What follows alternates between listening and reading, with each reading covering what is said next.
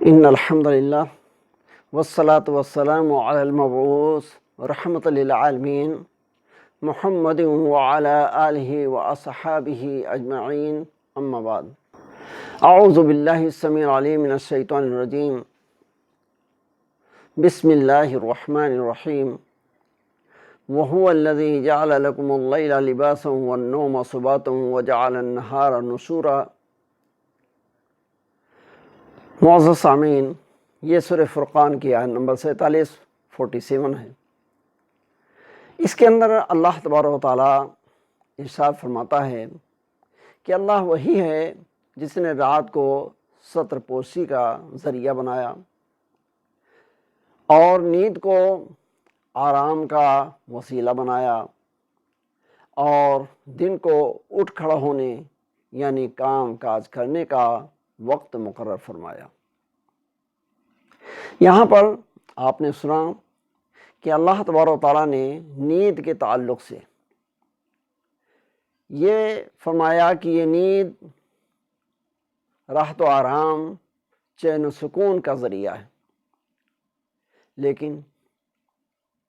کبھی کبھی ایسی حالت آئی ہوتی ہے کہ اس نیند کے اندر انسان آرام پانے کے بجائے اور پریشان ہو جاتا ہے،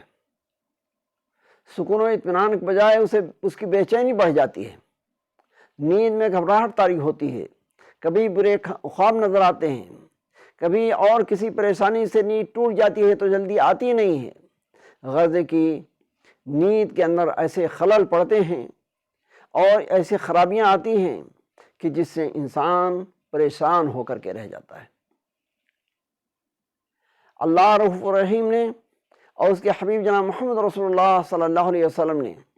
ہمیں اور آپ کو اس نیند کے تعلق سے اس کا حقیقی مقصد حاصل کرنے کے لیے کچھ ایسی دعائیں بتلائی ہیں، کچھ ایسے طریقے سمجھائے ہیں کہ جس سے اس نیند کا حقیقی مقصد ہمیں حاصل ہو سکتا ہے اور نیند کا ہم پورا کا پورا فائدہ اٹھا سکتے ہیں۔ انہی دعاؤں میں سے ایک دعا ہے جسے عمرو بن شعیب عن ابیہ عن جدہ رضی اللہ تعالیٰ عنہ روایت کرتے ہیں کہ کان النبی صلی اللہ علیہ وسلم یعلمنا کلمات نقولہن عند النوم من الفزع، کہ اللہ کے نبی جناب محمد رسول اللہ صلی اللہ علیہ وسلم ہم صحابہ کو نیند کے اندر جو گھبراہٹ طاری ہوتی ہے اس سے محفوظ رہنے کے لیے یہ دعا سکھلاتے تھے۔ پھر وہ دعا پڑھ کر بتاتے ہیں کہ بسم اللہ اعوذ بکلمات اللہ التامات من غضبہ وعقابہ ومن شر عبادہ ومن حمزات الشیاطین وان یحضرون، جس کا معنی یہ ہے کہ میں اللہ کے نام کی برکت کے ساتھ اپنے سونے کے عمل کو شروع کرتا ہوں، میں اللہ کے کامل کلمات کی پناہ میں آتا ہوں اللہ کے غضب سے، اللہ کی پکڑ اور سزا سے،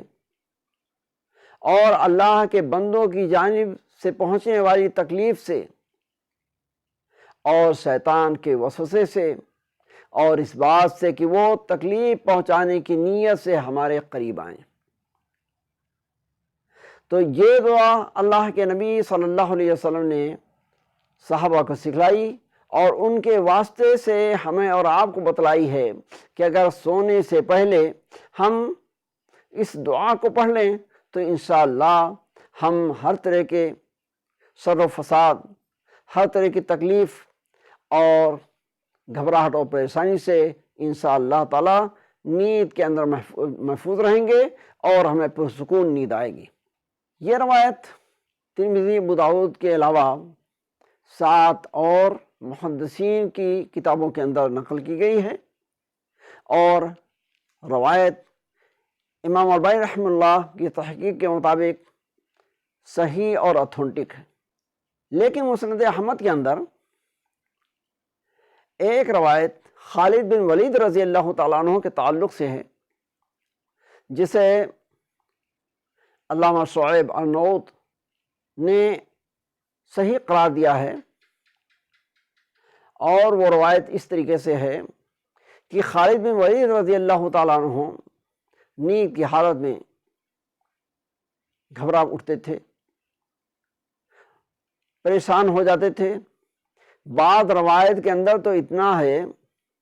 کہ وہ اس پریشانی اور ناراضگی کی حالت میں اپنی تلوار لے کر کے اپنے روم سے باہر نکل جاتے تھے کہ یہ کون ہے جو مجھے ڈسٹرب کر رہا ہے اور میری نیند خراب کر رہا ہے۔ بہرحال اپنی پریشانی کی حالت اللہ کے نبی صلی اللہ علیہ وسلم سے آ کر ذکر کرتے ہیں کہ اے رسول پاک صلی اللہ علیہ وسلم، انی اجد وحشہ، کہ میں نیند کے اندر گھبراہٹ محسوس کرتا ہوں، پریشان ہو جاتا ہوں، کوئی مجھے تنگ کرتا ہے۔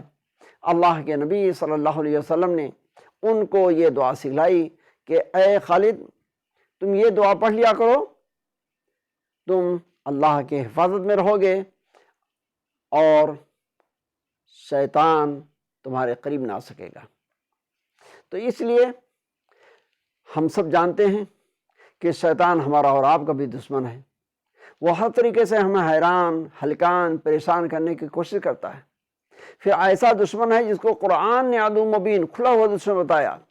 ایسا دشمن ہے کہ جس کو ہم دیکھ نہیں سکتے ہیں، قرآن نے بتایا اِنَّهُ يَرَاكُمْ هُوَ وَقَبِيلُهُ مِنْ حَيْثُ لَا تَرَوْنَهُمْ، کہ اے لوگو، یہ تمہارے دشمن جو جن ہیں، یہ تمہارے دشمن جو شیطان ہیں، ابلیس کی ذریت ہے، یہ اور اس کے جتنے ساتھی ہیں وہ تمہیں اس طریقے سے دیکھتے ہیں کہ تم ان کو نہیں دیکھ سکتے۔ اس لیے ضرورت اس بات کی ہے کہ ایسے سخت دشمن، ایسے خطرناک دشمن کا جب ہم مقابلہ خود سے نہیں کر سکتے ہیں اور یقیناً نہیں کر سکتے ہیں، تو ہماری سمجھداری کا تقاضا یہ ہے کہ ہم اللہ رب العالمین کی پناہ لیں، اس کی حفاظت میں آ جائیں، تو انشاءاللہ